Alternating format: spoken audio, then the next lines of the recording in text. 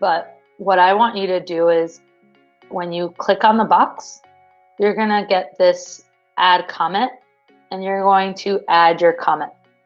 And this is the same. So you're going to do your overview in one, in a comment. I see the sun. Right?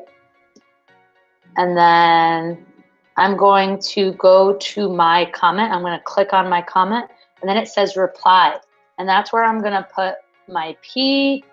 That's also where I'm going to put my T, meaning my parts, my think, my illustrate, right? And my questions. That way, when I come to look at your document, when it's all done, I will see all of your parts, all your comments here. Okay, I'll read it.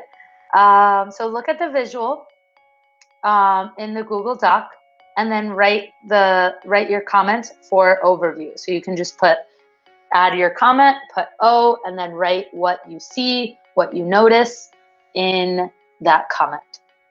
Go.